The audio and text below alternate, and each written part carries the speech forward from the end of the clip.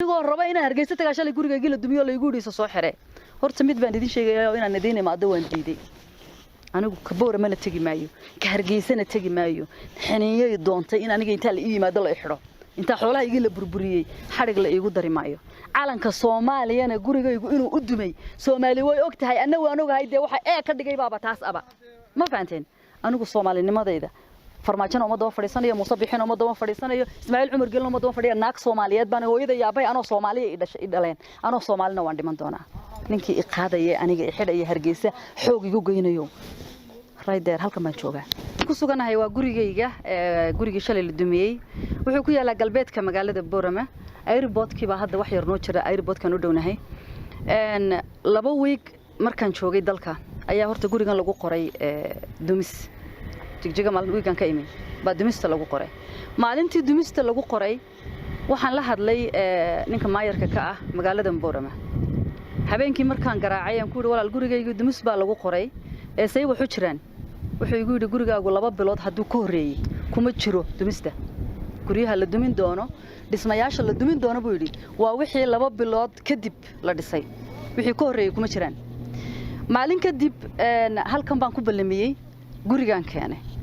gurigani wuxuu ka kooban yahay 9 qol wuxuu ku fadhiyaa 30 by 30 jagadan ka dambeysana aniga leh halkan aan maayarka keenay guriga markuu fiiriyay wuxuu igu yiri wadadu horta gurigaaga ma dhaafayso halkan bay ku istaagtay size-kay gurigayga jagadan ay ku joogsatay wadadu horta ana iska leh maayarku wuxuu igu yiri wixii gurigaaga xagga ka xiga airport-ka iska leh maadaama ay tii noqonayso ya qalkaaga dhaafayna waxaan samayn doonaa intaanay guriga soo gelin baan joojinaynaa buu yiri gurigan hortiisa wada weyn baa martay tii anagoo isku og ayaa waxaan arkay inayna sheekadii ay dhowr week qaadatay intida iga gashay horta gurigani maxaan ku radaa $160,000 weeyaan waxa jooga ninkii maxaan ku radaa engineerkii dhisayay baa jooga dhulku ku fadhiyo qiimihiisana dadka Boorama degani way garanayaan waxaan u tagay maayarkan ku noqday xafiiskiisa ugu tagay xafiiska markaan ugu tagay wuxuu igu yiri waxaan la hadlaynaa ninka hawlaha guud gobolkan u fadhiya xafiiska markaan ka soo baxnay ninka hawlaha guud haystay maxaan ku radaa Saleebaan xafiiskiisa ugu tagay waxaan ku yiri Saleebaan waxaan kula socdaa gurigayga baa dumis lagu qoray dawga gurigayga duminayaana mid magaalada Maxfi u lana ma ahino shay wuxuu ka yimaaday buurahan maxaan ku dhafaaraxiyood aqalkayguna ku qaboobaya daw xataa ma aha hal bawle ah oo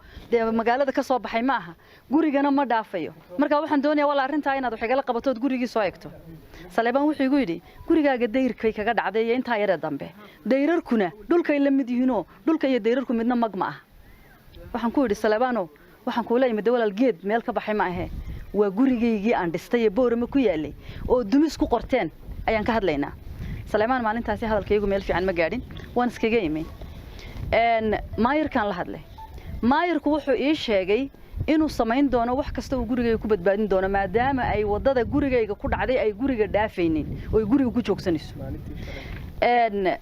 saas baanu maayarka isku ogeyn wii kadib waxaan ogaaday inaanu maayarku arintan waxba ka qaban karin waxaanu ii sheegay wasaaradda hawlaha guud inay maxaan ku radaa arintan ay ka mas'uul tahay Saleebaan baan ku laabanay Saleebaan waan soo kaxaynay inaan ka u fadhiyo halkan wasaaradda hawlaha guud gurigan keenay halkan buu noogu yimi wuxuu arkay inaanay wadadani guriga dhaafayn oo guriga ku joogto waxa kale uu og yahay wadadan gurigayga ku dhacday inaanay wada meel u socoto amba magaalo kale u socoto meel oo kala taraafalayo oo cid ba anfacaysa ahayne buurahan maxaan ku radaa faarixood ay ka timid oo dhinacna ay ka timid cid deganeyn dhinacana ay u socotana aqalkayga ay ku dhamaatay Saleebaan waxaan ku walaalow 3 shay mid sheeg wadadani maadaama gurigayga ku joogsanaysa intaanay galin inaad joojiso ilaa sayskaygu bay ku istaagaysaa wadadan aqalka hormartay inaad isticmaasho daawal badow baan nolahayn oo gurigu 3 wado lahaa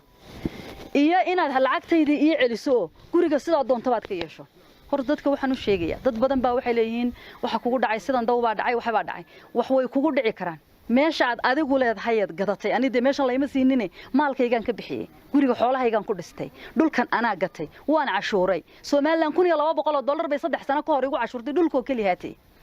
meel iyagu siiyeen iyo meel waqfi la igu siiyay toona ma aha waa maalkayga horta waxaan ka hadlayno wada way kugu dhici kartaa ceel biyo laga helo baa gurigaagu noqon kara iskuul baa looga baahan kara dawladda u baahan karta public property buu noqon kara laakiin xeer buu leeyahay oo xoolahaaga hadii loo baahdo waa in lagu qiimeeyo adigana maalkaagii lagu celiyo sababta gurigaagii lagaaga qaadayna lagu sheego sheekadu halka markay inamada noo mareysay waxa la igu yiri nin baa ka imanaya bari wasaaradda hawlaha guud haysta ninkii baan 3 week sugayay halkan buu yimid magaciisa ma xasuusto Cabdilaahi maxay baa la yiraahdaa agaasimaha hawlaha guud ee Soomaaliland weeyaan malaha hal nin baa ka sareeya halkan uu igu yimid waxaan ku yiri walaalo gabadhi gurigeeda la duminayay baan ahay arrinteedo tafatiran buu hayay wuxuu gurigaagana waan ogahay waa la ii sheegay qofka taayna waan ku garanayaa anigu waxba kama qaban karo maxaan ku dhahay gurigaaga iyo arrimahaaga wuxuu yiri anigu nin ma yihi engineer ma yihi hawlahani waxa weeyaan waa siday wax lagu sheegay wax u dhaceen waxba kama bedeli karo waxaan ku yiri in adeer Somaliland geed baa xaq helay oo dawga hareerihiisa la mariyay laga leexiyay waxaan ka hadlaynaa geed ma ahe waa guriga waxaad ii sheegtaa xaq uu geed helay ee gurigayga heli waayay inanka intaas oo ka xanaaqay furku tuuray oo baxay sidii baanu isku ogeyn guriga la iigu yimi anigoo raba inaan maalinta hadlo waxa la iigu yiri hadlin waxa maqan bada saafkii gobolka bada saafka sug bada saafkii baan sugayay sidoo kalena waxaan la hadlay maxaan ku dhahdaa inamaan la hadlayo waxa la ii ballamiyay ninka hawlaha guud ba haysta ayaa la ii ballamiyay ilaa Cabdilaahi Abakar kiibaan maxaan ku dhahaa ballantiisa la iigu maqnaa anigu dalka rasidan kuma ihi marti baan ku hay tigir baan soo goostay mar walba tigir baan bedelanayo dib u dhigayo nimankan inta daba soconayo de 2 bilood iyo maalmo la ila meereysanay iyadoo sidaa tahay oo maaragtay aan sugayo maxaan ku dhahdaa inaan baro saabkii gobolka sugana aan dadkii ka ogolaaday aan minka inaa bakorna maxaan ku dhahdaa aan ballantaas in la iga soo sameeyo ka ogolaaday ayaa shalay waxa lagu ku soo waabaristay aqalkaygu carfidad la galiyay horta dad baa waxay leeyihiin guriyo badan baa la dumiyay guriyo badan lama dumin gurigayga la dumiyay shalay guriga halkan ku yaala abtigay baa leh faami baan ahay inaan gurigiisa shalay isagana carfidada la galiyay faami baan ahay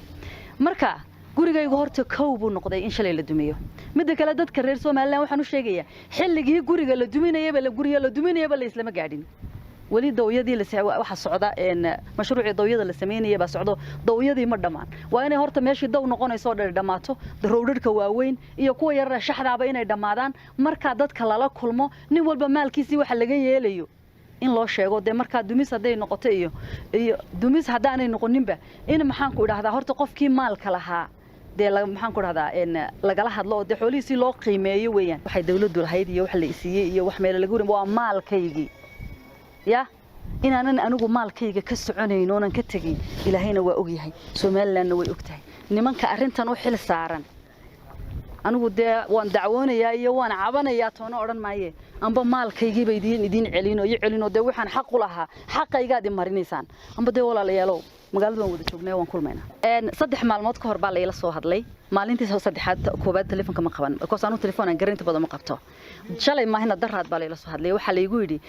saldhigga dhexe ee Hargeysa ayaa laga doonayaa kaale de waxaan moodayay waan fahmi waayay bad saldhigga dhexe Hargeysa waxa iga soo galay bari baan iman baan ku yiri anigoo doonaya maxaan ku dhahdaa inaan tagaba saldhiggii dhaxoon idhaahdo de maxaa la igu haystaa ayaa shalay waxa dhacday in gurigeygii la dumiyo taas baan horta shalay u tagi waayay in la raadsanayo bariyahan oo dhan waan ogaa koow horta wadanka markaan soo galay waxa la igu yiri wax xaflada oo Somaliland ku qabsan kartaa haba yaraatee ma jirto dhibaato ka dhalan doonta qaran dumis baa tahay dawladdu maxaan ku dhahdaa waa lagu haystaa xaflada qabsanin wax walba shut down baan ka dhigay dadkii xataa igu yiri waan ku sugaynaayo waan ku soo dhawaan in casuumad la ii sameeyo waan ka diiday reer Boormada way wada joogaan si aanu hadalba uga dhalanin taliska guud Somaliland ayaa laga soo amray in maxaan ku dhahdaa la xidho waxa la keenay oo wiigan la wareejinayay clip laga soo qaatay kawda luuliyo maran ku qabtay maxaan ku dhahdaa Mareykan aan ku qabtay على قرن دمس باتهاي على كصوماليا هرجيسة كجاه هستي وحلا هي كليبيات هرجيسة قد ضبطت على كصوماليا كجاه هستي فلان ورد ده فيديو هذا هنا كنا ويقروح بدنا لهذا إني من كاسي شيء عد كودينا وان هي أنا جو فنانة صوماليات بانه ومد الصوماليات بقى اسمان هذا حمر جوكتي هذا جبوت جوكتي هذا جوجة جوكتي هذا هالكن جوكتو أنا جو هرت شعبي الصوماليات هذا تين واد اسمنتي سياسي أنا جو ميه سياسة دين أنا جو وحبي مجلين على كان دونا إنه يسكره ستيت كان دونان كيسي كرا دولة دونان هيسي كرا مدحوينها دونان تاغيري كرا قف حرة أيانا هاي Soomaalinimada idana cid uma daba fadhiisano naag Soomaaliyeed baan hayde marka ninkii doonaya inuu aniga ay xorooynimada yar soo hanjabay ilaa saaka dambi kalaad gashayo amar diidaad samaysay bay yiraahdeen oo soo xirin weyday shalay maxaan is xireeyaa xaafadeydii baa badcafidad mariseene anigoo raba inaan Hargeysa tagaa shalay gurigayga la dumiyo la igu dhiiso soo xire horta mid baan idin sheegayaa inaan idin imaado waan diiday anigu kaboora mana tagi maayo ka hargeysana tagi maayo xaniiyay doontay in aniga inta la ii yimaado la xidho inta xoolaha iga la burburiyay xarig la iigu dari maayo calanka Soomaaliyana gurigaygu inuu u dumay Soomaali way ogtahay anna waan ogahay de waxa ka dhigay baaba taas aba ma fahanteen anigu Soomaalinimadayda farmaajana uma daba fadhiisanayo Muuse Bixin uma daba fadhiisanayo Ismaaciil Cumar Gelin uma daba fadhiya naag Soomaaliyeed baan hooyada yaabay anoo Soomaaliya i dhaleen anoo Soomaalina waan dhiman doonaa ninkii i qaadayay aniga i xidhay Hargeysa xoog igu geynayo raydeer halka ma joogaa